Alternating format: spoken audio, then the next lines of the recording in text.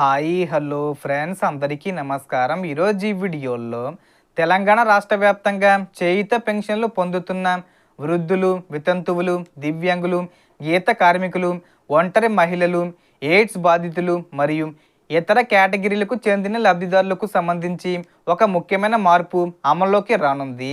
అలాగే కొత్త పెన్షన్లకు సంబంధించి పెంపుకు సంబంధించి కూడా అప్డేట్స్ వచ్చాయి. ఆ వివరాలు ఈ వీడియోలో తెలుసుకుందాం. వీడియోని ఎక్కడ కూడా స్కిప్ చేయకండి ఫ్రెండ్స్, ఎండ్ వరకు చూడండి. వీడియో స్టార్ట్ చేసే ముందు మీకు ఒక small request friends. TG government నుంచి పెన్షన్దారులకు సంబంధించి మరియు ఇతర పథకాలకు సంబంధించి ఏ చిన్న అప్డేట్ వచ్చినా మీరు మిస్ కాకుండా ఉండాలంటే వెంటనే మన ఛానల్ని సబ్స్క్రైబ్ చేసుకోండి.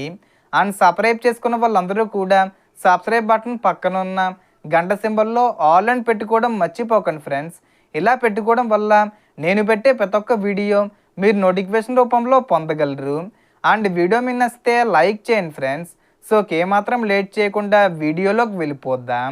సో ప్రస్తుతం చాలా ప్రాంతాల్లో పెన్షను నగదు రూపంలో నేరుగా చేతికి అందిస్తున్నప్పటికీ ఈ విధానంలో అక్రమాలు జరుగుతున్నాయని ప్రభుత్వం గుర్తించింది.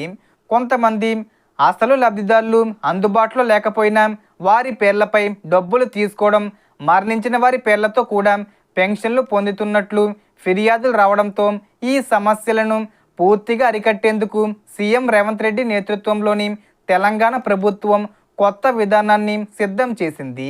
దాదాపు 42 లక్షల మంది చేయుత పెన్షన్ లబ్ధిదారులకు 100% పారదర్శకంగా నేరుగా బ్యాంక్ ఖాతాల్లోనే పెన్షన్ మొత్తాన్ని జమ చేసే విధానాన్ని తీసుకురానుంది.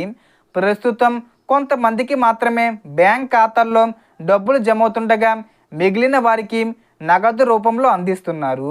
అలాగే పోస్టాఫీస్ ద్వారా పెన్షన్ తీసుకునే వృద్ధులు, దివ్యాంగులు గంటల తరబడి క్యూలో నిలబడాల్సి వస్తుందని కూడా ప్రభుత్వం గుర్తించింది. అందుకే ఇండియా పోస్ట్ పేమెంట్స్ బ్యాంకు లేదా ఇతర బ్యాంకుల్లో ఖాతాలు తెరవడం ద్వారా నేరుగా ఖాతాల్లోనే పెన్షన్ జమ అయ్యే విధంగా చర్యలు చేపడుతున్నారు. అవసరమైనప్పుడు బ్యాంకు లేదా పోస్టాఫీస్ ద్వారా అలాగే ఏటీఎం ద్వారా కూడా డబ్బులు తీసుకునే అవకాశం ఉంటుంది. ఈ కొత్త విధానం ఆగస్టు నెల నుంచి అమల్లోకి వచ్చే అవకాశం ఉందని అధికారులు చెబుతున్నారు. ప్రస్తుతం రాష్ట్ర వ్యాప్తంగా లబ్ధిదారుల వివరాల నిర్ధారణ కోసం లైవ్ ఐడెంటిఫికేషన్ కార్యక్రమం కొనసాగుతుంది. బోగస్ లబ్ధిదారులు ఉన్నారా అనే అంశంపై కూడా పరిశీలనలు జరుగుతున్నాయి. జూన్ చివరి నాటికి లైవ్ ఐడెంటిఫికేషన్ పూర్తి చేసి జూలైలో డేటా సమీకరణ పూర్తి చేసిన తర్వాత ఆగస్టు నుంచి నేరుగా ఖాతాల్లో పెన్షన్ జమ చేసే ప్రక్రియ ప్రారంభం కానుంది. ఈ నేపథ్యంలో లబ్ధిదారులు కొన్ని పనులు తప్పనిసరిగా పూర్తి చేసుకోవాలి. బ్యాంక్ ఖాతా లేని వారికి ప్రభుత్వం ఖాతాలు తెరవడానికి సహకరిస్తుంది. ఇప్పటికే ఖాతా ఉన్నవారు తమ బ్యాంక్ ఖాతాకు ఆధార్ లింక్ చేసుకోవాలి. ప్రస్తుతం వాడుతున్న మొబైల్ నెంబర్ కూడా ఆధారు మరియు బ్యాంక్ అకౌంట్కు అనుసంధానం అయ్యి ఉండాలి. అలాగే ఎన్పిసి మ్యాపింగ్ కూడా చేయించుకోవాలి. ఎందుకంటే కేంద్ర రాష్ట్ర ప్రభుత్వ పథకాల నుంచి వచ్చే డబ్బులు నేరుగా ఖాతాల్లో జమ కావాలంటే ఎన్పిసి మ్యాపింగు తప్పనిసరి. బ్యాంక్ ఖాతాను యాక్టివ్గా ఉంచి అవసరమైన మినిమం బ్యాలెన్స్ కూడా నిర్వహించాలి. పోస్టాఫీస్ ఖాతాలు ఉన్నవారికి కూడా ఇదే నిబంధనలు వర్తిస్తాయి. Bank account number, IFSC code, పేరు వంటి వివరాలను ఎంపీటీసీ లేదా సంబంధిత అధికారులకు అందించాలి. అధికారులు ఇంటికి వచ్చినప్పుడు కూడా ఈ వివరాలను ఇవ్వవచ్చు. వివరాలు సిస్టంలో అప్డేట్ చేసిన తర్వాత ఇకపై ప్రతి నెల చేతికి నగదు అందించే విధానం కాకుండా నేరుగా బ్యాంక్ ఖాతాల్లోనే పెన్షన్ జమ అవుతుంది. ఏటీఎం ద్వారా లేదా బ్యాంకు ద్వారా అవసరమైనప్పుడు నగదు తీసుకోవచ్చు. మరోవైపు కొత్త పెన్షన్ల విషయానికి వస్తే ప్రభుత్వం సుమారు 2 లక్షల నుంచి 2.5 లక్షల వరకు కొత్త పెన్షన్లు మంజూరు చేసే అవకాశాలను పరిశీలిస్తుంది.